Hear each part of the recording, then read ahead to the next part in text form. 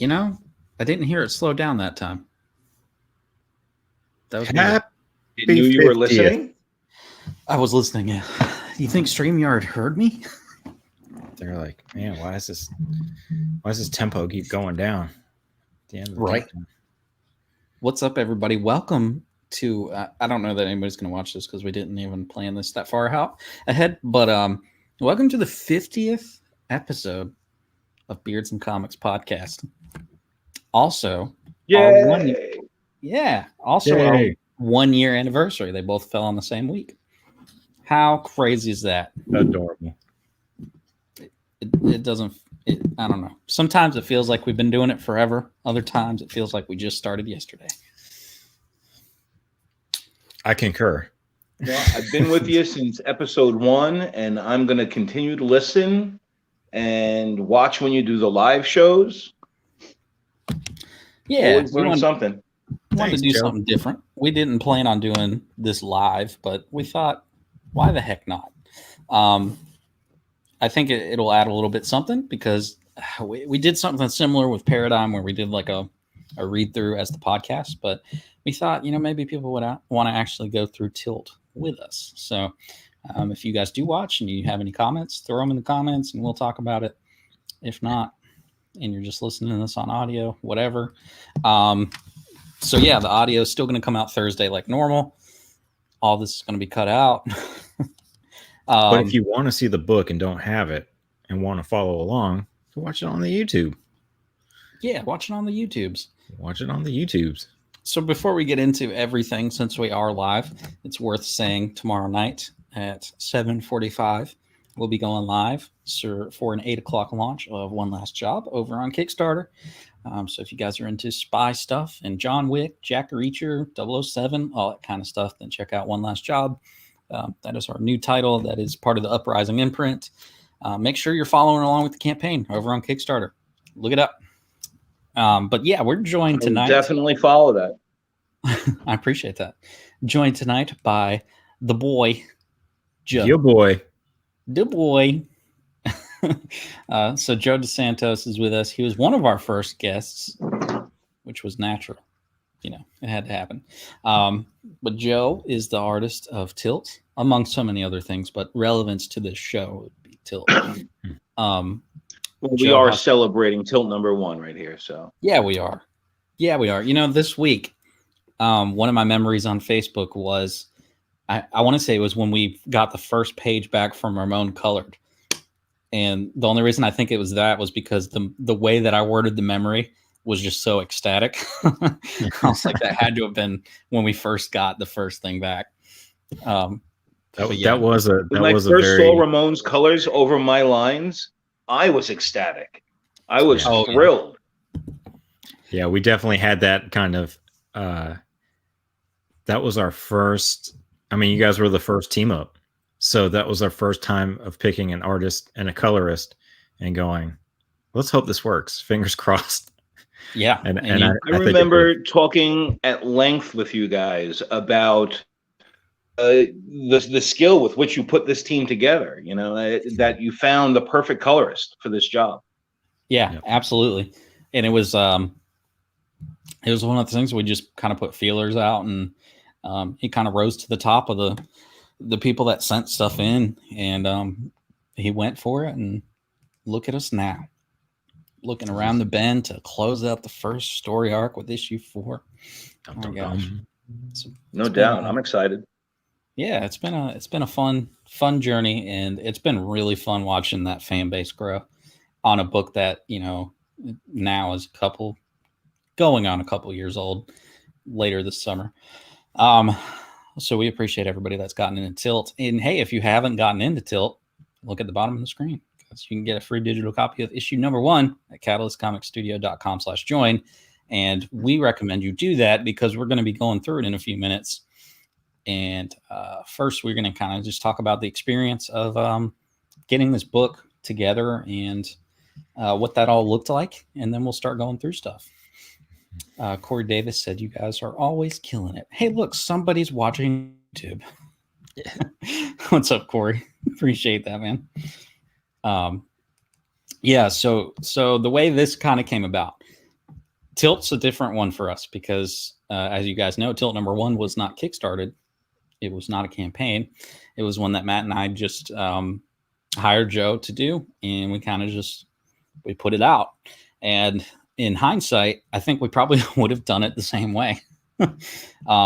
We do differ a little bit from a lot of creators now, where they look at Kickstarter as the only way to put books out. Matt and I both want to work toward the idea of being able to just put books out like videos, but we have campaigned for 2 and 3. But this kind of came about because we had put out Paradigm that March. During that time, that previous October, we had kickstarted it, and it was a struggle bus of a Kickstarter. Matt and I, nobody knew who we were. We didn't even know where to post stuff. We didn't know anybody, and we struggle bus through that campaign. We've talked about it many times on the show, where about halfway through, somebody came to us and said, get what you guys can get and just don't worry about it. And it was because of that kind of awesomeness that we were able to first go to cons and also get Joe rolling on Tilt. And I always try to remember this the right way. I know that I knew of Joe because he was working with Adrian, but I don't remember if that was the way that we were first in contact, or if it was because we were looking for an artist and you had posted on something. So I remember commenting on a post. It might have been that you contacted me after that because you recognized my name from working with Adrian. But that was absolutely our first contact, was through Adrian and you guys looking for that artist to work on the book. Yeah. When you first sent me the script, I immediately knew that Tilt was a commercially viable product, that this project was going to go someplace, whether I was attached or not. And I absolutely wanted to be involved with this. It was unique in terms of the right proportion of action versus comedy versus everything else. It moved at the right pace for me, and I was eager to start. Yeah, it was one of those projects that was super encouraging for me as well, to find an artist that had been doing, what you've been doing for so long and was actually excited about the script. First off, because it's nice to have an artist that's excited about a script anyway. Secondly, because it's still one of the first things that I had scripted. So that's encouraging that you can put something out there and people still connect with it, even when it's something early. And I think that should be known for everybody. Just put the work in. Do the best you can do. You'll probably find somebody that'll connect with it. And someone like Joe, brought a lot to the table in the sense of he has experience, and he's part of the editing team as far as Tilt goes. That book goes to. Aren't we all though? Yeah, but I think that's the way it should be. I know a lot of other groups, they're just not that way. Your work for hire, you just put in the page and that's the end of the conversation. You send that page and then that's it. Yeah. And the book comes out and you might see it, you might not. Corey said that the progress we're making is amazing. He found us through Welcome to Everville, and he looks, and look at how much you've done since. Appreciate that. Thanks, Corey. Thanks, man. We're trying. So that was kind of the very beginning of everything. And I think Joe and us kind of hit it off right from the bat. I think that was just because we're all very driven people. Joe is he's a fast worker, but he's a very good worker as well, and super clean lines and everything. And it was one of those things where the only other artist I'd worked with to that point would be Matt. And so I think it was an interesting dynamic to bring into the mix, because Matt didn't know what he was doing at all. It was great. Well, it was also because Matt, at this point, it was the first time he started becoming one of the production team, in the sense of it was, your hands weren't directly on that book. It was more so of, let's find an artist for it, hired an artist for it, and still supposed to be the art director. But Matt would always be like, dude, Joe's been doing this long enough. Like, what do you want me to say to him? Yeah, what am I going to say to Joe? So I was just like, dude, just put a say thumbs whatever's up on your mind. Hey, Joe, keep doing what you're doing. All right. That works for me. Next page. Thank you. He's gotten better since then of putting thumbs up on the pages when they come in. Yeah. For approval. So. I'm still the artist through and through. I just keep to myself. You know, it's one of those things. Once Aaron knows that, like, me and him have those conversations where I'm very honest with him. I know him well. You know, I'm very opinionated with Aaron on what we should do, how we're doing it, how well we're doing it, how well everything's working. But with Joe, it's one of those, when we put that team together, it was just like, okay, well, man, you got to really do anything. We just let them roll as long as and Joe was always ahead on pages, so it was. Joe's like, here's another page. Oh, you want this next page? Oh, just let me know. Working on those pages, I always wanted to put the best I could do out there, and if I ever saw something differently than the script described, I gave you options. I would do a version that was script adherent, and I would give you an option of how I saw it. And it wasn't often, but at least maybe once per book that we've done so far, I've come in and said, hey, how about this? Let's look at it this way. If you get an artist who just does straight from the script and never gives you their options, never gives you their vision too, then you're working with someone who doesn't really want to be on that project. If you're working with an artist, you want his vision, right? Yeah, that's what I've been doing with Aaron too. Just learning, and that's the same thing. Like learning storytelling and stuff like that. To Aaron's still. Calm down, Matt. Calm down. Well, just have to flip some tails. Here comes Teener. No, but when we were doing the, learning from the first book. Hey, Mike. And then doing, our book. The second book, or Everville, like I would, hey man, I'm going to add some panels because I feel like I'm starting to figure out how to pace things better, and I feel like I could do another panel here, and that'll help drive the story a little bit better. And I feel like Everville was one of those ones that really came out. I learned a lot from the first book, and that was another. I feel like everybody learned a lot from issue 1 of Tilt, how to work together, how to, anticipate what the needs might be for either Ramon or I remember a couple of times that I was trying to anticipate what Ramon would need, to color the pages. Should I add more textures? Should I take more away? I wasn't sure because up until that point, I hadn't worked with a lot of colorists on top of my lines. It was usually just me. With Adrian, I worked with Chris Qua, and he's an amazing colorist too. So really that experience showed me the benefit of working with another artist on a book. And since then, I think I've done 4 or 5 projects with art teams rather than me doing all the art chores. And now I think it's my preference. Well, it also frees you up to not have to worry so much about putting the full thing together, and also it lets you see how other people can bring something to the table on your own work. So I think, for Matt and I, that's one of the things we really fell in love with after putting Joe and Ramon together, was like the whole building teams thing.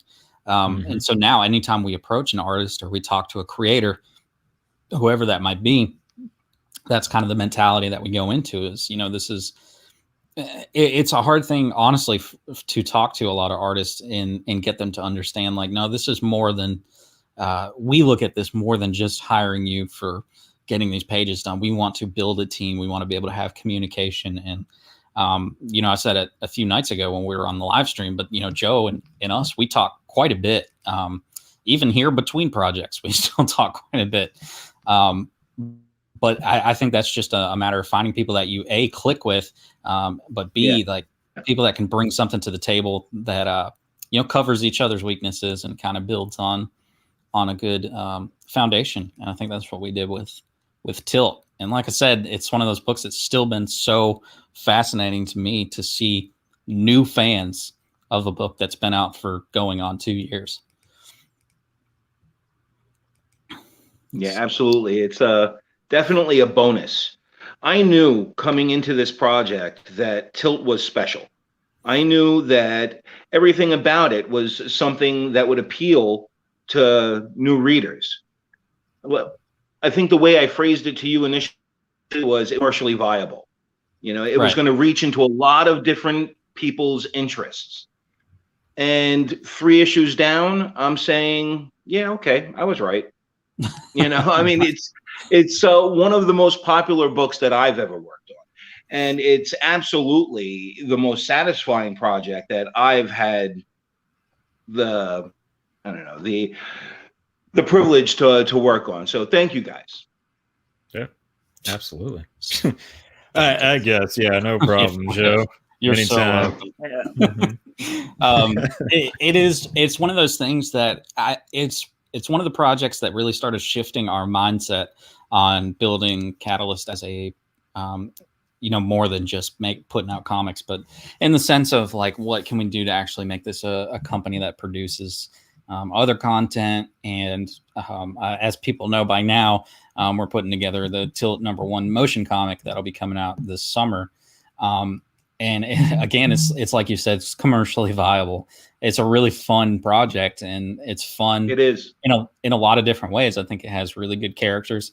I know it sounds like I'm tooting my own horn, but when you look back at it, it's one of the ones. It's one of those pieces that I feel like I can be really proud of because, like I said, just I'm gonna keep saying it too. Like when you're 2 years into a book and you're still finding a new audience, it's that's how the book's endearing. And that was the goal for it. I mean, it was a character that was based off a bunch of different notes that I had from Paradigm, and I just took all them and formed them into Tilt, and took these little elements from characters and with the fourth wall breaking and stuff like that, and just built a character around that and had some fun with it. Like, some of the big influences. I'm not a huge Superman fan.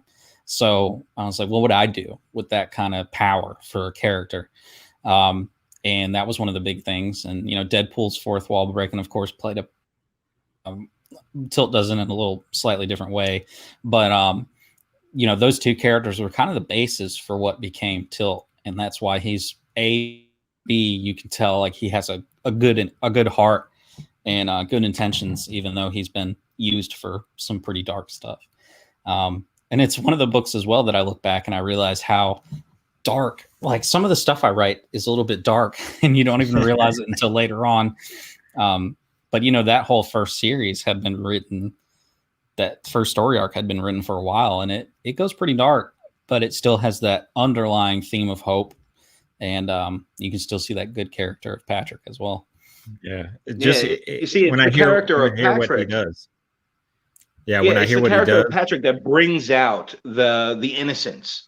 One of the things that I love the most about it is that Patrick's basically a superhuman man-child.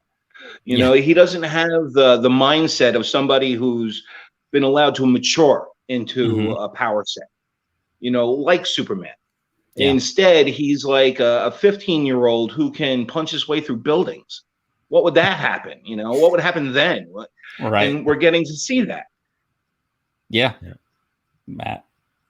Oh, I was just going to say, I was going to add to the darkness aspect of like knowing where you're going with the story. It does reading ahead of, the Catalyst stuff behind the scenes of where he's planning on taking everything. It's going to get crazy. So, and definitely dark and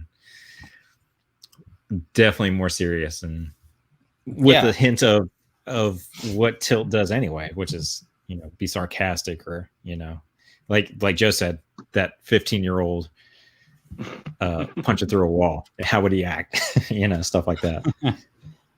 Corey said that he thinks the dark aspects help keep the story grounded, and it definitely keeps him engaged when he reads it as well. I say it a lot when I talk about writing darker stuff because Welcome to Everville is dark. One Last Job it's an interesting one because it's very, I like to compare it to like a Jack Reacher kind of style. It is a spy thing, but I got to do some gunplay, some like John Wick style gunplay in it. So I was excited about that. So I don't know. Many times though, when I play on that dark stuff, a lot of it is because, as a creator, first off, I think it's important to approach that stuff. And I think it's important to get it out of your head as well. I could sit there and write a kid's book and all that. And I still plan to write some kids comics and stuff like that. But at the same time, when it comes to superhero stuff, the world ain't all happy. and I like to make that a grounded. I feel like Patrick, he might have superpowers, but you can still see elements of yourself, whether from childhood or adulthood, that play out in that. And so once we moved into issue 2, it's an interesting issue too, because it still waits to the very end to actually show the villain, and it's more of a search for the villain throughout issue 2. A lot of people wouldn't have paced it that way, but I think it paced really well, and it kind of built up that anticipation. And then when you finally see the reveal of who the villain is, like, okay, well, going forward, this is going to be crazy. And then you hit issue 3, and hopefully everybody here has read issue 3, but it ends pretty. Talk about dark. Yeah. So you were just talking about. Go ahead. What parts of the story that you related to the most? And for me, you mentioned issue 2. It was the panel where he wakes up in bed to the phone call from Cindy, and he like immediately stands up, really shocked, and has the blanket wrapped around his midsection. I related to that a lot because as a teenager, this is how boys would react to the girl that they like, call them, and it said a lot. It said a lot about the character. It set the tone. And from issue 1 to issue 3, I've gotten a lot of comments personally about how the action has been successively more each issue. And I keep telling people, wait until you see issue 4. Oh God. Yeah. I don't even remember anymore. It's 6. I know it's somewhere between 6 to 8 pages of literally nonstop just bashing people's faces, which are fans. Yeah. Bashing our fans' faces. But we'll do a read, or not a read through, but we'll go through all the issues eventually. It's hard not to talk about the whole series, but talking on issue 1 is kind of the focus. And I was trying to remember back to getting that book produced, and for me, again, it was, I know for Matt as well, it was a very exciting thing for us to see. First off, building the team that we did and seeing the camaraderie that the team had. And actually got the book and we started getting those pages in. It was just like, Matt, I think we might have something here. I think we did it, Aaron. Did we crack the code? Well, and then it became one of those things of how do we market this? And we're not good. We still admit that real that's our crux. Yeah, it's definitely our crux. But one of the things that we did is we did a little bit of smart stuff with Paradigm, where we got it into some shops with the intention that if they had a certain amount ordered, they would get an incentive cover for Tilt number 1. And this is without people even having seen Tilt number 1. And so once we put Tilt number 1 in these particular shops' hands, all of a sudden it was, okay, well, I need more copies of it. Galactic, who's been so epic and great to us, that was one of the big draws for them is, we got them, I think we did 5 or 10 copies for Tilt. I can't remember. It was an incentive deal that we did. And that one was a basic cover. We kept the main cover and changed it to their store name in the lights. And, but once people put their hands on it, that's how I look at everything now. And it's because of Tilt. The way that we changed the way we look at the way we market and the commercial viability is we know that if we can get our books in people's hands, that they'll come back. And that's exactly what's happened.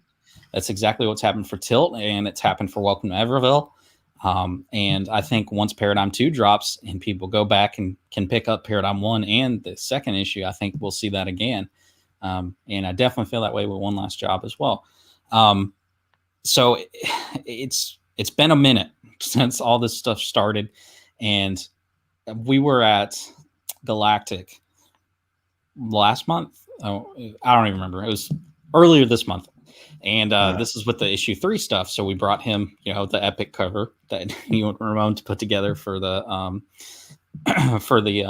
homage cover. And so this was the first time that Matt and I got to really just hang out with Dale. And because we were just there in the store and it was quiet. So I think he got to see a lot of Matt and my personality that he didn't know before. I think so. We bickered a lot about donuts and stuff.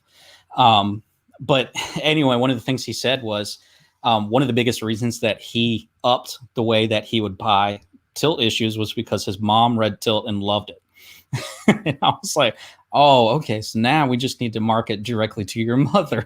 Just get our books in her hands. Tilt is mother approved. Yes, Tilt is Dale's mother approved.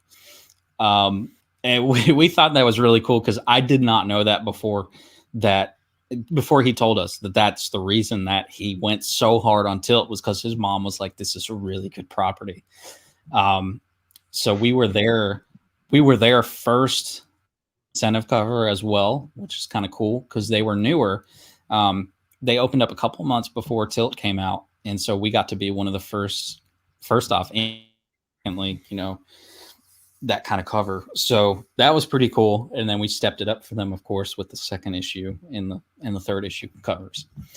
So now it's a matter of continuing the growth of that property, the awareness of it, and it's getting there. We can definitely see it.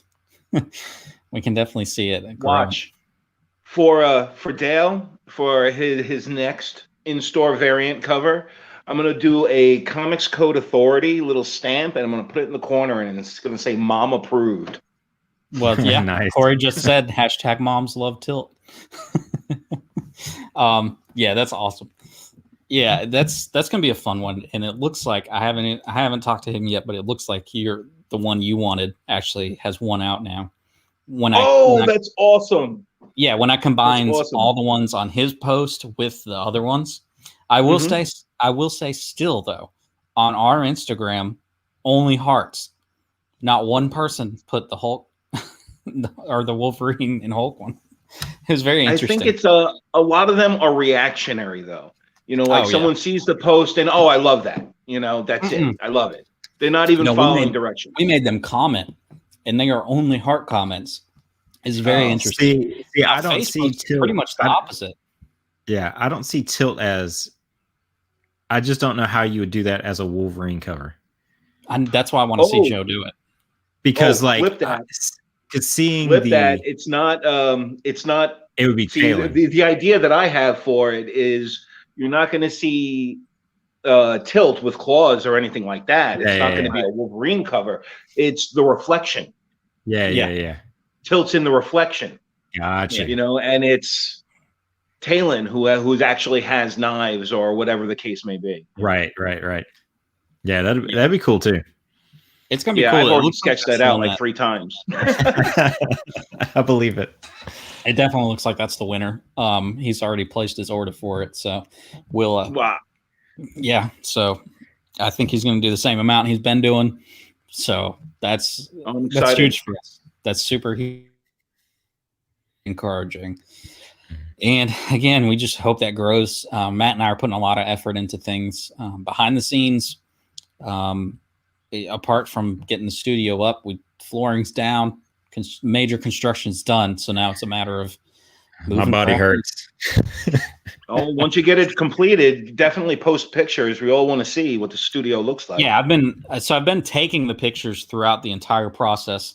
So I'm going to do. I joked around, but we may end up doing the really cheesy MTV Cribs style introduction to the studio, because just for kicks and giggles.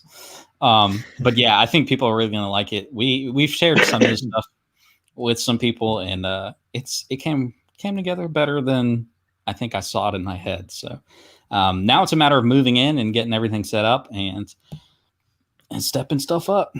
But yeah, so I want to make sure that we go through Tilt issue 1. So we talked a little bit about the creative process, the way that the book kind of came together. This was also Ramon's first coloring for a book. So I think, that's pretty dope. Hopefully I hit this button and it'll work fine. But let me hit this button and stream. All right. Corey said, "Dude, please do the Cribs thing." Give the people what they want. Gotta give the people what they want. Yeah, so this is the issue 1 cover. Tilt's first story arc is called Homebrewed. For those of you, well, most people won't know. Matt would know because I'm sure I told him. Originally, this was just the title for the first book, and I was going to do this whole series of Homebrewed, Homegrown, and I had 2 other ones, but I just thought it made more sense to keep it as one. But yeah, so we're going to meet Tilt in his original form. T-shirt and jeans and no shoes. So Matt, this was your second cover, right? Oh yeah. Second. Paradigm, did all of Paradigm. I probably did that cover. Did I do that? I think it was after Paradigm, right? Yeah, because we had hired Joe by the time that we started putting this together. Yeah. So speaking of Paradigm, dude, coffee was in our even before all this in our stuff. blood, man. It's in our blood. That's so interesting. That's so interesting. If you guys see that at the bottom of the screen, we subliminal really message ourselves. Yeah. Joe's pint of coffee. Yeah, so if you guys see that thing scrolling across the bottom of the screen, Matt and I are going to try to start pushing that more, but that's to buy me a coffee. It's pretty much like a Patreon, but not as intense, I guess. Like, it's a lot easier to just jump on there if you guys want to show some support to the podcast. We're trying to start putting a little more effort into that because we want to start doing some advertising and growing that base as well as leveling up. Well, the good thing about it is the fact that you can just go on there and say, "Hey, here's $5 because we like what you do." Yeah, you don't have to subscribe. To anything. But there is membership stuff where you get cool stuff if you want to. And you can. It's called buying us a coffee. So you can buy us one coffee, or you can buy us however many coffees you want, and they're all like $5 a piece. We do have a membership though, and we made it crazy just because we thought it'd be interesting if anybody does it. But it's it's Patreon-esque on that level, but it's $25 a month, or you can do the whole year for $250. And what you're getting is, of course, you're getting all the behind the scenes posts, but you're also getting quarterly, rewards. Yeah, a quarterly ash can, a quarterly T-shirt that is only for those people. And it might not even be a superhero T-shirt. It's going to be whatever crazy designs we do, because Matt and I do these other businesses as well. And there was another thing too. I can't remember. Was it quarterly poster? Yeah, you get you would get the poster that we would do, not of the ash can, but like whatever. It's basically like for the books that we were doing. Right. Because pretty much how Catalyst Stuff is doing it, we're pretty much releasing a book every quarter. So you would get a cool 11x17 fold out poster of the project that was coming up. You'd get a T-shirt, all that kind of stuff. So yeah. And then we also have the what is it called? I don't remember what we called it anymore. Consultations. Yeah, we're doing that now. We've done them before, but this is the first time that we're actually like putting it out there. If people want consultations, those are for an hour. And we'll help you guys however you want us to help you with your projects. Anyway, let's get into this. So, Boston now. So, Tilt, this is where we started, man. Page 1. I really like this button to hide. All right, there we go. That's better. It was from that first panel that I knew there would have to be adjustments made in production for me, at least. Mm-hmm. Yeah, so this was Aaron's second. Did you write Paradigm, all of his stuff first, and then like all 4 of Paradigms, then you jumped to Tilt, then you did other things? Or I wrote Paradigm 1, and then I wrote Tilt 1, and then I wrote all of Paradigm's, the rest of his story arc. Okay, so you were still fresh to comic book scripting. Yeah, this is my second comic book script. Okay, see, so I did the first one, Joe got the second one, so Joe has a lot of, seeing so many scripts, you probably saw that, okay, like you said, you're going to have to tweak some things. Well, it was, like I said, it was a matter of tweaking in production. like this cityscape. You know, I knew that I didn't want hard lines on windows and things like that. And I submitted it to you guys at like this. And I expected Ramon to fill in those shadows, but it didn't. It didn't hit the finished page that way. And it looks great. I love it, you know, but I expected there to be rows of dots or, you know, some kind of shadows suggesting windows. And in successive pages, I knew that I would have to add those myself. Yeah. And if I didn't want hard lines, you know, it's like not everything requires a black line. Right. It's an interesting page too, or a panel too, because most people would have done just an actual cityscape skyline, like a, you know, kind of a flat outline. Get ready for Paradigm too, because it's coming. don't you guys worry. Don't you worry about that. I got that on lock. But I thought this was interesting the way that it came through, because it's very, it still has a 3D element to it.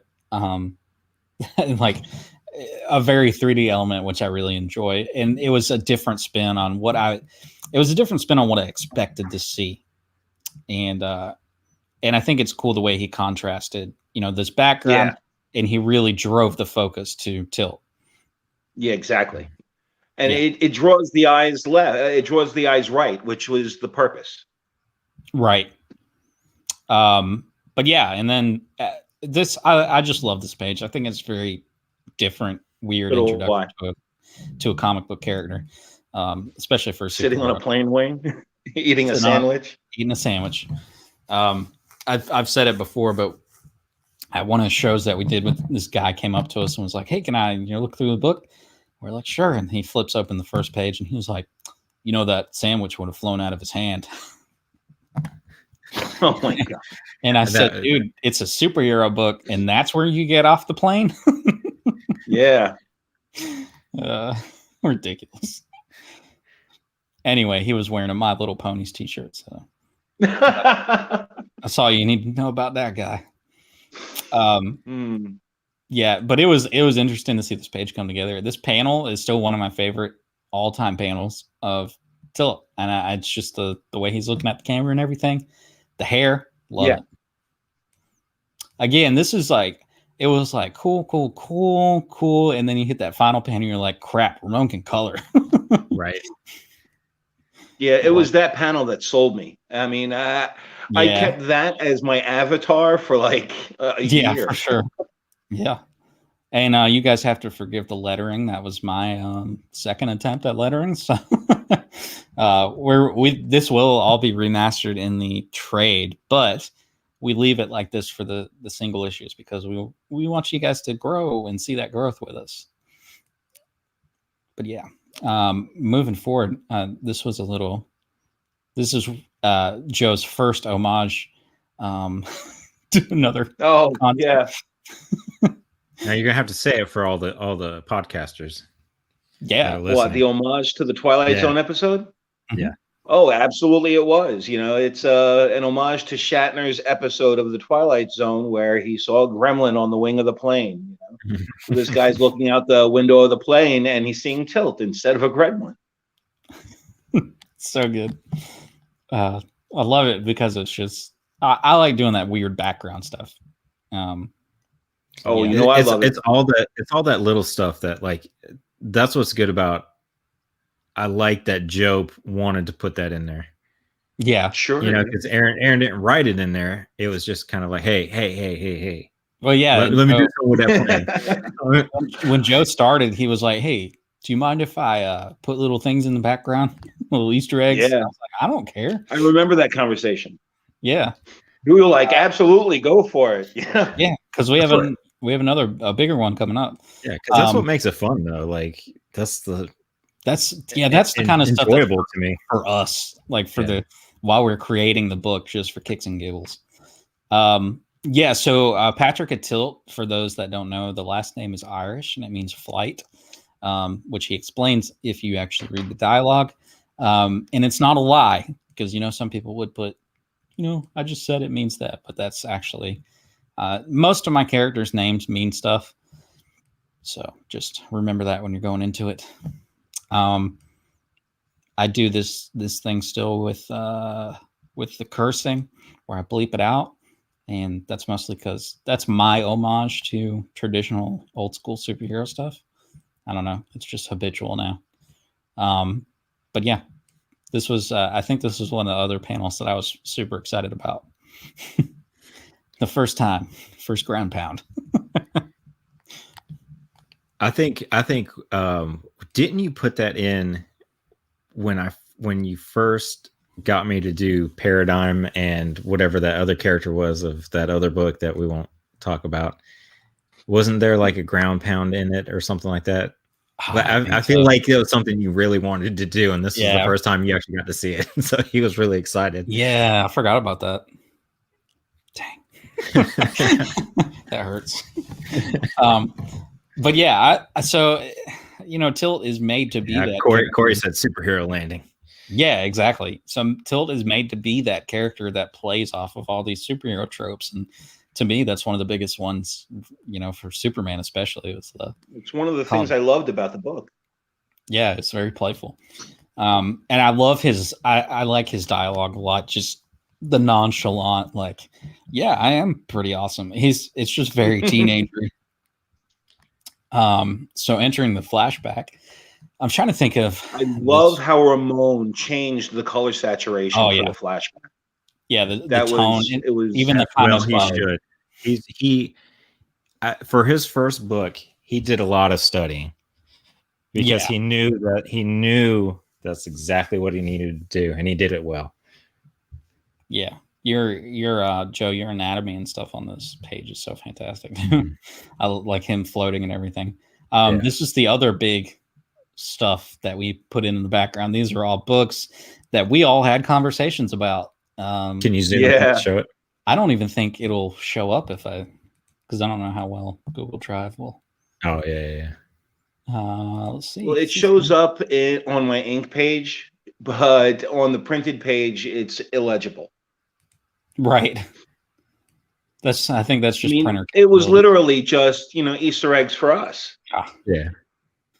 I believe a couple of those titles are Good Omens and The Sandman, a couple of things that you guys chose. But yeah, all those books have titles. Yeah, Fight Club. Oh, Fire by Night's up there. Yeah, Fire by Night's up there, and that just came out. Our last campaign. And there's also this little Easter egg as well, Joe. Which one? The gauntlet. Oh, right. I forgot you put that in there too. Yeah. I'll sit on the shelf back here is the Infinity Gauntlet. What is that? Is that Death down there at the bottom? Or just like a Mother Mary or something like with a shroud? I don't remember. I put so many in there. Oh, here's something I don't even think I told you guys. Here's an Easter egg that you didn't even know about. How's that? Patrick's mother is my neighbor. It's a woman who lives 2 doors down from me. Is this the one that you just got into Tilt? Yeah. Oh, really? Yeah. That's awesome. That's super awesome. Yeah, so one of the other things I really liked that Ramon, I don't remember if Ramon did it or if he put that texture on there, kind of the film, like the film texture. That was Ramon. Yeah, I think that's a cool little touch too. I play off of it a little bit in the motion comic side of it on this scene where I put the little, like a VCR recording lines on it. So that's very cool. Really cool. It's going to come together really cool. And just straight up emotion, man. Our first glimpse of Exquisite. Looking all smooth. All smooth in the back of the limo. Yeah, so this jump is one of my proud moments too. I love the way you did the art because it's a closer up of his face and right to a closer up of his face. Yeah, I wanted to have that extreme from almost emotionally numb to the terror and the fear of the very next panel. Yeah. This is this stuff was sad, but this is when it gets dark. Yeah. And you know, it's one of those things too where it's when I was balancing how I wanted the Council of Elders to really be, that was my decision, was if it's really going to be people that are into all this stuff and trying to run the world, then they're going to be into some super dark stuff and stuff that we all talk about, but you know, there was definitely going to be some Mangala-esque experimentation going on. Yeah, for sure. Especially because, you know, these people have superpowers, so they felt like they could push it further. And even in Silhouette Shadow Games, for people that read that short story, you find out in that Silhouette is looking for her little sister who was sold into human trafficking, and that's one of the big plot points. So the Council of Elders are A, not to be trifled with, and B, they're very evil people. And then he gets Peter Griffin right there.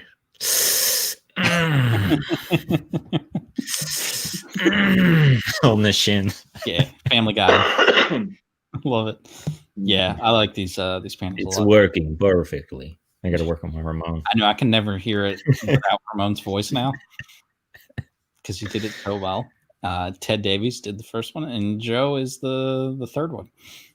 Oh yeah, Joe's a council member. Jumping again. All right, so this is when we start getting into the action sequence stuff. I got another ground pound in there. You're welcome. Oh yeah. Corey said after the superhero landing, he said, "So bad for your knees, though." It's Tilt. We'll find out at the end of the book. Well, beginning of the second book, but he'll be all right. Now, I remember in the script that panel 2 here was just described as another superhero landing with people, you know, training guns on him and whatnot. There was an army there, but I knew I had to take it from a different angle. I didn't want to keep repeating the same superhero landing, so I did the same superhero landing, changed the angle, and immediately knew that Patrick was going to be popular with the girls. Mm-hmm. You know, one of the notes that I remember, one of the discussions I remember us having was Ramon asking about what colors Tilt was going to be wearing in this part. Because I think originally he had it as green. And we wanted to do a little nod toward the upcoming stuff, which is, you know, you see him in the black shirt and stuff now, but he'll eventually be wearing the blue suit. So we did a little bit off blue or whatever. But yeah, so I'm just remembering production stuff now. This has become kind of an iconic stance for Tilt as well. It's his flight, because he does this in issue 3 as well. But I love that panel.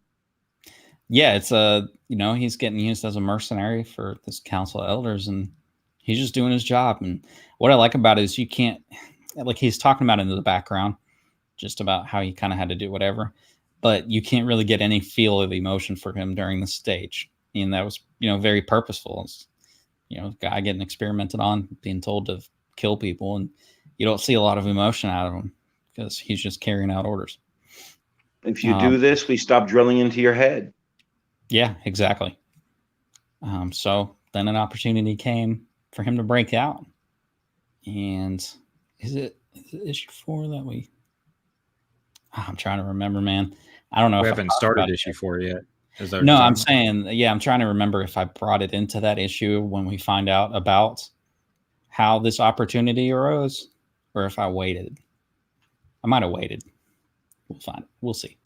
So yeah, eventually you guys are all going to find out why this opportunity for him to break out came about. It might be issue 4, but I might have put it in the second story arc.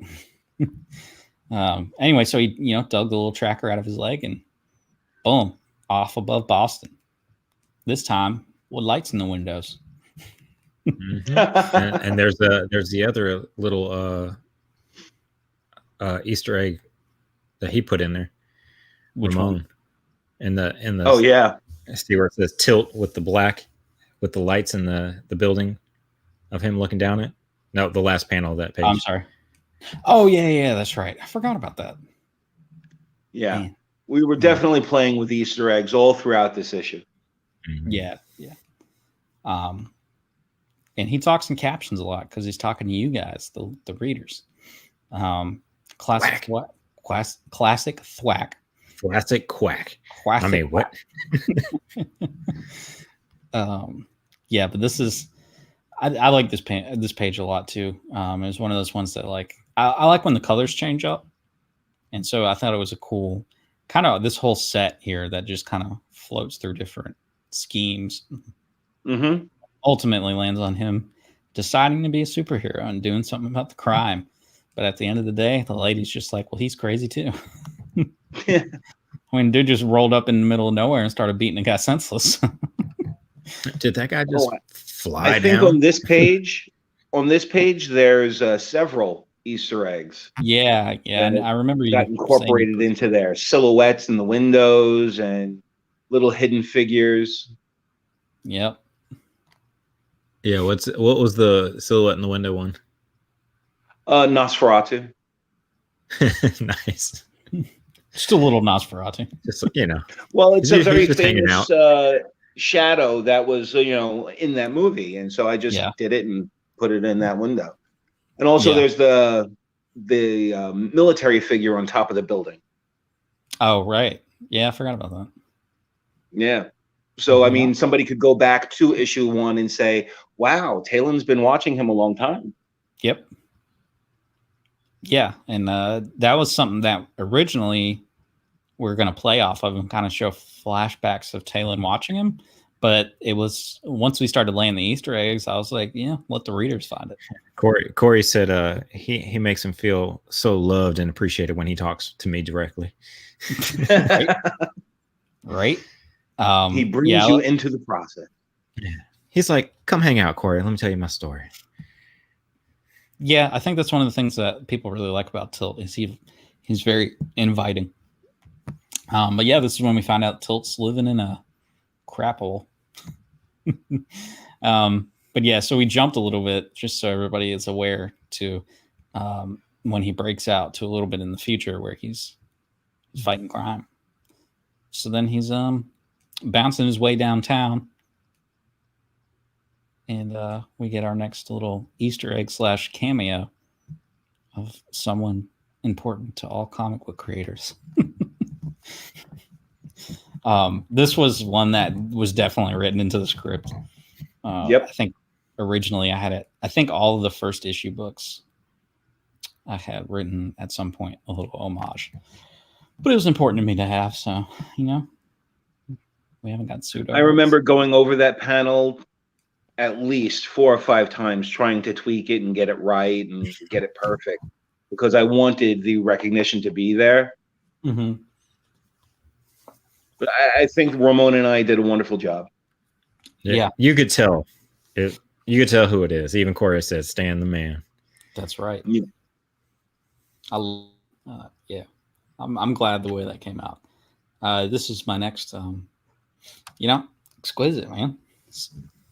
He's another one of those characters that you never know when you put extra characters and stuff and side characters if people are going to connect with them. But Exquisite's one that's come up a lot, and people really like him, which I'm glad because I want to be able to do more with Exquisite going forward in his own storylines and stuff I have planned for the future as well. He's a big player in all this stuff. He's standing between the council and the heroes. And so when I introduced him, I wanted to show a little bit of that empathetic side because, we're going to flip this all in a second and see the more gruff, controlling side. But at least here we get to see, he does care about people and he has an ability where he can, he can see people's weaknesses and their powers as well. And, for her, he's trying to help her through cancer and all that. So I remember this page and Joe just apologizing to Ramon for all the glass. I remember that. Yeah, well, Ramon, listen, the script called for it. But I apologize for all the glass shards that you're going to have to color. Look, man, it had to happen because this is Tilt's first time crashing through the window. He got in the office though, didn't he? So yeah, so this was one of those ones I think I used a lot. I used this image a lot for promotion, and I think I used this one a lot. And I remember that I had made sure it said it in the script that I wanted the curtain to serve as a cape, because he's not going to be a cape. I remember shooter. that. And I know I said it on that panel, but I like the way you still wrapped it around him in this one. Well, it's literally second later, so I mean, where is it going to go? Well, no, I just like the way that you actually kept it like wrapped through his arm and stuff. Yes. Yeah, so that's cool.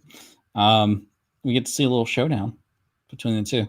So yeah, Exquisite's strong and all, but I mean, come on, Tilt is built to be, he's Supermanish.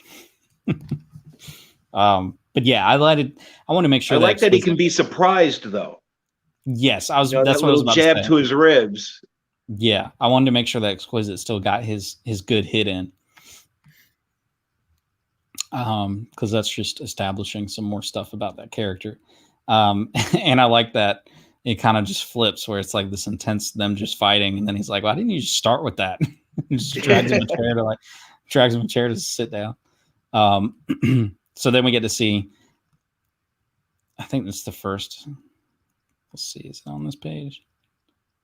So one of the things people will notice about Exquisite is when he talks, he uses a lot of like chess terms and terms like game. That's a word he uses a lot. Yeah. This is the one where he says he likes to think of himself as the board. But that's just something that I built around that character to be, he's more than just a rich guy. He's more than just a dude with superpowers. He's truly manipulative and can play off of all this kind of stuff. First time with the council card. So that logo. Well, I'm not going to give it away. Joe, I think I told you what the logo is, right? Yeah. Okay. So we'll keep that for the people that work with Catalyst. There's a meaning behind the logo. But we wanted to keep it kind of just so people don't know. If you really study it, you might be able to find it out. But yeah, that's the Council of Elders card. I think it was in Paradigm 1 as well, wasn't it? I think so. It was so long ago. Yeah, it was a while back. But anyway, yeah, this is when you find out, like, Exquisite finds a way to play between the two things. And he does whatever works for him. Then we get a Supercilious. He likes to keep pieces to himself. That's right. Get a Supercilious ad. So I remember putting this book together, and I specifically messaged Adrian, and I was like, "Can I advertise your comics in here?" We do care about other people's work, man. Yep. It's been nice to see her doing stuff again. I'll say that. So. Yeah, I was just in touch with Adrian, and she asked me about starting WTF Zombies #2. Awesome. So yeah, she's definitely moving back into the comic book realm. Good. I like to see that. She's a very funny writer. Yeah, so we get to see more of Exquisite's little crap hole that he calls home, and the bod. Oh yeah, I meant Tilt. It's like, and the bod. Another panel that gave me a little inkling that he was going to be popular with the ladies. Yeah, right. Yeah, I'm sure it was written this way where he was laying shirtless, but at some point you just decided anytime I can show his chest, it's going to happen. Yes, absolutely. I started making up reasons, why he would be shirtless in the page. There's no way that I had written, I'll leave the robe open. That was definitely a Joe. Yeah. This was another panel I got a lot of use out of. I think I made some memes that we shared around for that, because it's very much that whole like Kermit sipping tea. Yeah. All right. Let's jump to the next morning. This is one of my favorite side characters. And my favorite exchanges is between him and this secretary at the front desk, where she asks him if he's a stripper gram. So in the motion comic, Kelly, my wife, is voicing her. Now So that panel right there of his feet. Oh yeah. In the script, you just said it was, him at the desk talking to the receptionist, but you made sure to mention that he was shoeless. Right. So you didn't tell me what angle to take it from, but I took it as significant that he was shoeless in this panel. So I made sure to take that shot, and nobody questioned why he has no shoes. I know. That's why I love it. I just love that her automatic assumption is that he's a stripper, Graham. Because then it makes you wonder if Cindy's gotten strippergrams before. It does. Anyway, she's a fun character. So our introduction to Cindy. So Cindy was always planned to be the character that she is. And we don't even really discover that until, the second issue. But I promise this was planned all along, was for her to be, she's not even a superhero. She's a hero. She's a human that's an R&D developer and, a vigilante at night. But she's not wearing hockey pads. No hockey pads. So it's okay. Yeah. Oh, she has some padding. Right. But it was important for me to have a strong character to counteract Tilt. And more importantly, it was important for me to have a female character that could bring out that teenage side of Tilt's mentality. And we talk about this a lot. Tilt was taken when he was a teenager, and he's only been back in normal society for, not too long. And so he's been taken so long. He's not good with talking to women. And you can see that very plainly in their exchanges. And he's still very confident in himself because he thinks that's what he needs to portray. But I think she balances him very well. And it still gives those moments of where she sees a little bit of the flirtiness, especially when we get in the suit. It's another way to show off his body. Is just put him in a tight suit. Yeah, he's a superhero. That's right. The point. All right, the short-lived white suit. And this was another thing that I wanted to play off of was, everybody talks about superheroes changing their costumes so much. And so I was like, let's see how many suits we can go through in the first couple of issues. So the white suit, I just thought was a cool color scheme. But when I first wrote it, I was like, well, there's no way that Tilt could use it because, blood. It doesn't make sense for any superhero to wear a white suit. Unless showing the blood is kind of the point. I mean, I think it was Mark Millar in Nemesis. His character, it's a fully white suit, but he doesn't mind getting it spattered in blood all day. Right. Stuff happens.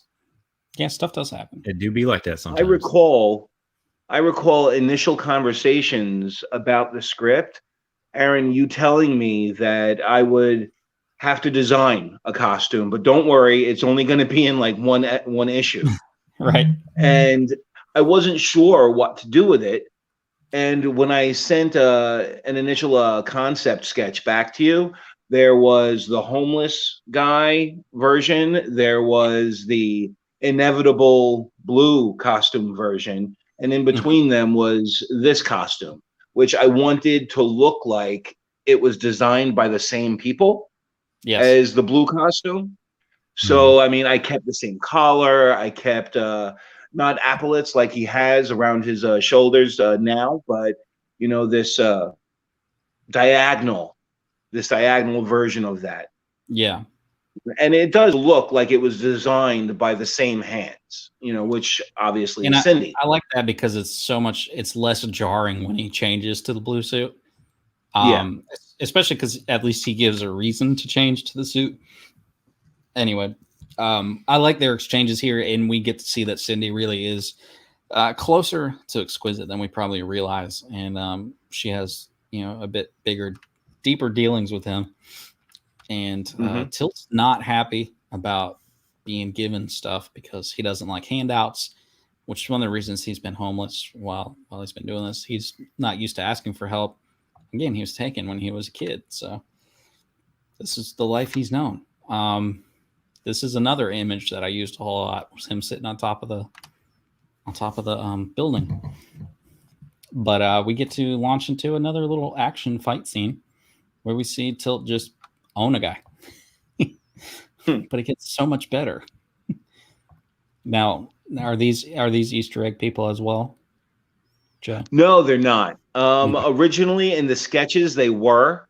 It was an older couple that I knew, but I aged them down from that. Okay. And decided, not everybody had to be somebody in my life. All right. So this is one of my favorite exchanges in the entire first issue, is the exchanges between Patrick and Jimmy. Because it's just so I don't know. It's just I like what you did here, where you can see the kind of the change in the mentality. And so it actually reflects back on what she just said, was she thinks his temper is going to make him cross a line. And and then you can see immediately he's mad and goes and takes out his anger a little bit on Jimmy, and tries to get him to talk, and Jimmy just says no. Oh, dang it. Come back. All right. Is it still up? Yeah. Okay. Clicked out of it. Oh. All right. And so I remember writing it in the script where I was like, just keep zooming it out. And you really zoomed the crap out of it. And then I think I really made it, though. I love it. Kat had it really did set the tone. Kat said something the other day about the textures that you did in the background. She didn't even realize it until the other night when she was reading back through Tilt, with the kind of the cityscape in the background. Yeah. But this is where we see, you see his kind of expression. That was taken from an actual aerial view of Boston. So nice. That's awesome. I love the way it just kept pulling out. Anyway, so he drops him, but this is when you realize that Tilt really is he's still a good guy in the end, and he catches him, but he had his fun. I like your little Spidey sense on her as well. And here's one of your other Easter eggs. Yeah. Oh, yeah, there's an Easter egg right there. Del Rio Diner is a place where I worked. There's the Ecto 1 is one of the cars on the street. Yeah, I did a lot of Easter eggs until. Hey, it was a good book to do that in. I remember getting this page back colored. Well, I remember getting it back with your lines, and I was like, that is perfect. I love that page. Yeah, what you did with the boom is just that's where it's at. I knew it had to be an explosive panel. It had to be really impactful. So I wanted to make the entire panel the sound effect. Yeah, and I think it pulled it all really, really well together. I like the little ominous drone. Yeah, I think it all came together really, really well. But it, of course, leads up to just watching him get shot down. And hey, join our It's not even that list anymore. It's catalystcomicsstudio.com/join. But anyway, I love the way we ended this book, because I remember ending it, and then after we did it and put the book out, kind of just went radio silent on Tilt, kind of let it fester a little bit, and I literally had people ask me, "You wouldn't do that, right? Like, you wouldn't just end the book after, like, you wouldn't launch this whole thing and just end it after the first issue." But I always thought that was pretty funny. I got to get a little playful with the text as well. So. But yeah, so Tilt 1 leaves off with not a great outlook for Patrick. Poor Patrick. How much of, and I hadn't given you Tilt 2 at this point, right? I mean, you knew No. that it was a 4-part series. Yeah. And so I knew it was a 4-part story arc, and I was a little worried myself that, you know, people getting to the end of issue 1, would they even anticipate a second issue if he's, you know, dead and bloodied on the ground? But it didn't go that way. People were actually excited and were asking you, when is number 2 coming out? You know, yeah. so it didn't hit that way, and I'm glad it did. Me too, because again, you know, this is my second script, and not only my second script, but it's not like I had a hired editor or anything. I just had us and the team working together on this stuff. So I think it's been an interesting ride to see how that came together and the reception that it both got and is still getting. I'm trying to close this stuff out. Sharing. But yeah, so, and then after that, of course, we moved into Tilt 2, and it gave me a couple of things to do because we ended it that way.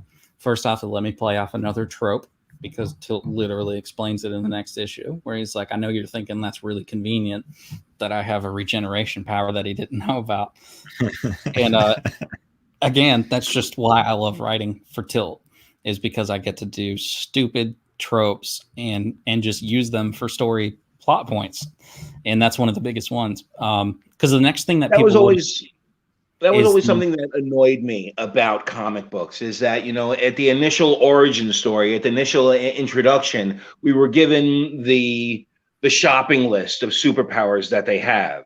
Yep. You know, we weren't given any surprises down the road. And that was what you did for us. You showed us in the second issue, oh, wait, it's not just strength. It's not just flight. There's other things involved here. So it's an evolving profile of the character. And the other thing too is I don't have to use them all the time. One of the beauties about Tilt is you can use what's convenient because it's part of the funny aspect of who Tilt is. It's like, yeah, it is very convenient that he can regenerate. But that's later he's going to be jumping across like buildings and be like, wait, I can fly. Yeah, exactly. Just like, it seems like that'd be something he'd do. Yeah. It's just stuff like that I think adds a lot to the character of Patrick, and lets you see the playfulness of that character. Because the next thing that people would have seen from Tilt would have been that little trailer that we dropped of I didn't see that coming. Like at all the little first section of issue 2. And so it was one of those things where right off the bat, I went ahead and gave people that information, because the first couple of pages, he's explaining what happened. And so the next thing people saw was Tilt 2, the beginning, and they knew like, okay, well, he's alive and now he's mad. And so, you know, we launched Tilt 2, and one of my favorite things about it is just him, you know, letting the place burn in the background and just walking around it like, screw it. Yep. Good stuff. It's up there. Learning about powers organically through the story is way better than just having it spoon-fed like a typical origin. Absolutely. I agree, Corey. Yep, me too. But yeah, so that was Tilt issue 1. And if you guys know people that haven't read Tilt, it's still free. Free. Just no money. No money. All we ask is you use one of those 30 emails that you use for spam stuff anyway, and you just throw that in our throw it in our little email list, and we'll send you a link to Tilt number 1, and you can download it. Because then after that, you're going to be like, well, now I need the rest of the story, and that's the goal. Yeah, I don't know what else to say. It's been fun. Can't wait to. It's been a blast, and it's going to continue to be a blast. Oh yeah. You know, I've gone through the script for issue 4 multiple times at this point. You know, I've been plotting out some of the pages, and I've been working on things that I think I want to show, you know, from issue 4.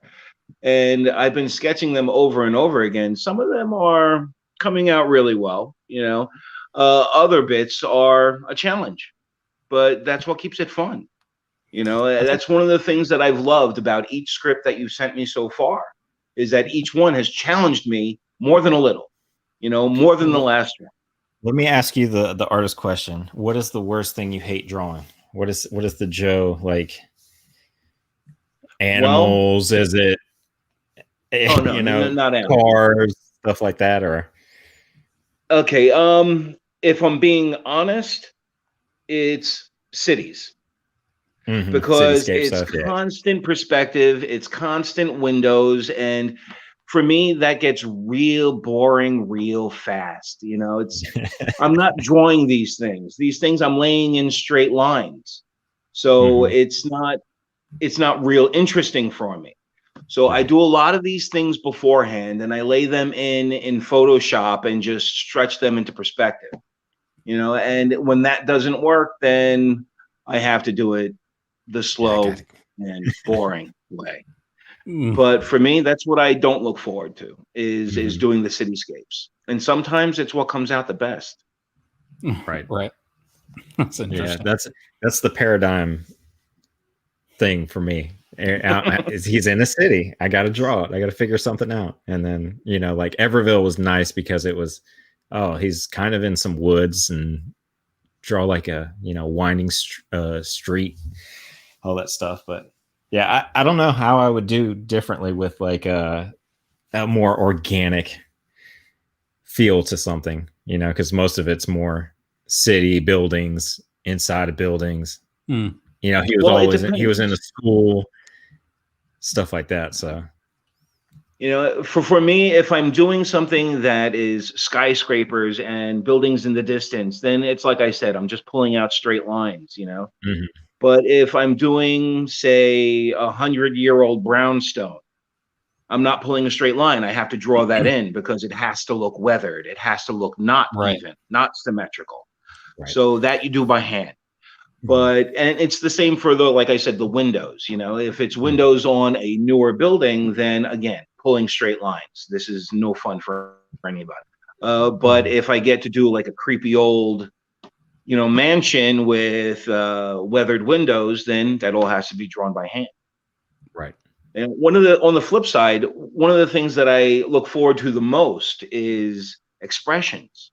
I like doing those tight expressions that match what they're saying. I go so far as to take pictures of my own mouth as I'm saying these words, so I can choose the curl of the lip, or how the brow lifts on one side. I look forward to that a lot. Yeah, I look forward to that exact thing in the beginning of issue 4. Is probably one of my favorite exchanges in the entire first series of Tilt, and that's with Tilt and Exquisite having their exchange. Yeah. So I look forward to seeing how that all pulls together. Because it's an intense moment between the two very angry people. So I think people that have been on the Tilt ride so far are going to like the payoff in issue 4. Absolutely. Yeah. It's every issue has kind of stepped itself up to lead up to this moment where, there's nowhere else to go now. When you hit the end of issue 3, that there's nowhere else to go except for the showdown between Talon and Tilt. And so that was one of those moments I had to get in the mindset of, well, how do you treat a villain that you want to see again? How do you treat how do you treat a character that's been hurt and all that kind of stuff? And I think it's going to pull together really well. So I'm excited to get that into people's hands. It's going to be a fun year. Yeah, it is. So much stuff going on, and of course it's going to be a busy year. That Tilt One Motion comic, though, it's been a lot of fun already putting it together, and I can't wait to get it all put together and do a premiere night or something crazy. I think people will really enjoy it. It's a different way to experience Tilt, and it's a free book that you guys can download right now. So, Joe, we're gonna do the usual thing. What you got going on and coming up? Well, right now I'm working with Matthew Cargill from Calamac Comics to do the comic number 2. We finished the Kickstarter for issue number 1 at the end of last year, and immediately dove into number 2. He wants to, again, strike while the iron's hot, move while there's motivation. I've been talking to a number of different people from different sources about working on another issue for them, but I don't want to name them until things are agreed upon. Yeah. Of course, I'm going to be working on Tilt number 4 to finish out the first story arc, which gives you guys and myself our first trade paperback. Yep. Which is a big deal for me. Me too. I'm also working on The Indies, which is going to be an art book that I put out probably around November of 21. It's going to be mostly an art book, but also feature a short story about breaking the fourth wall with with the characters that I've been drawing for years. It's awesome. I look forward to that. It's a lot of fun. Matt, what? That's working on Paradigm 2. I'm working on Paradigm 2 in a studio, and that's It's. I'll say it's. I'm in my fight scene, if that makes anybody excited. So all right, that's definitely fun to draw. So Paradigm 2 it's an interesting one. I think once it's colored and we go through it like Everville, I think we're gonna have the same kind of feel for it. Of like, I like the way this is paced. It's flowing very nice. It's really good. I mean, if you go from Paradigm 1 to Paradigm 2, it's gonna feel like a whole different book almost, probably. But yeah, there's already a very. Now, do you have somebody attached as a colorist? No, not yet. Not yet. I want to get through at least. Well, I'm almost halfway through. I'm about on page 10 right now. So I've been trying to pick it up since I don't have to color, but it's catching time.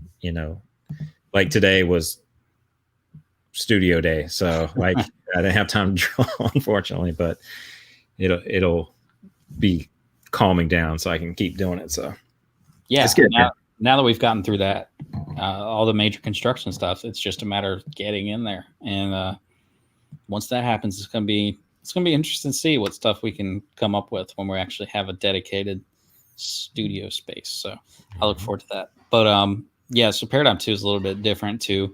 Matt used to call it a bottle episode until he actually started doing it, and then he was like, "Yeah, never mind."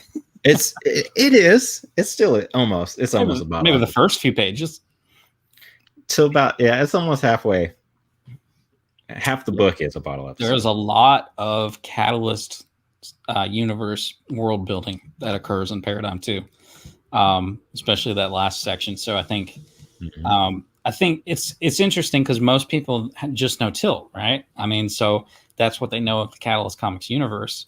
And now people that have been with us from the beginning, they know Paradigm, and people that have read Silhouette Shadow Games, they know a little bit about the big three, which are our big three. So once Paradigm 2 hits and people kind of read through that, they'll realize how much of a bigger story there is that's going on. And, once Tilt 4 comes out, all that stuff kind of wraps it together. And, even Fire by Night, it might be a medieval story, but it's still set in the Catalyst Comics universe. And it has a lot of things that are going on that get mentioned throughout the book that you'll see play out, in future comic book issues. So, and then I'm working on the next one, which is a Western in the late 1700s. And that one's going to be pretty fun too. So hopefully everyone's paying attention to stuff and, keeps picking up books. For us, there's of course, stuff to see. There is. Yeah. For us, of course, the current thing is going to be One Last Job. So if, Corey, if Corey's still here, One Last Job launches tomorrow. For everybody that's just listening, One Last Job is live now because this should be Thursday. So hopefully it's going well. But yeah, so that's pretty much it for us. Make sure that you guys check out buymeacoffee.com/beardsandcomics. If you like our content, you like the stuff that we put out and you want to see it continuously grow, and you want to see us be able to reach a wider audience, then make sure you check that out as well. It's a very simple, straightforward, and quick way to support the show. And we can, take whatever you do give us and put it into advertising. And we throw that up there. And we're excited about everything that's to come for all of our creative friends and for our stuff as well. So, yeah. And also we are trying to grow the YouTube stuff slowly, if you can't tell. So tell your friends, like and subscribe. Yeah, do all that fun stuff. We're going to start trying to put some more effort into getting up a decent watcher base on YouTube. So that's why we did this over there. Everybody else will just hear it on the podcast. So if you guys know people that are always on YouTube, which is everybody, make sure you let them know that we have a channel. And if you're listening to this on Thursday, then hey, tomorrow comes out a new episode of The Coffee Run. So make sure you watch it. It's a little dark. It did get really dark. It did not intend it to be that way. That was a dark question. It was not a dark question. It's because you asked me to answer it with my opinion, and I had time to think about it. All right. So I appreciate you guys, and we'll see you all on the flip.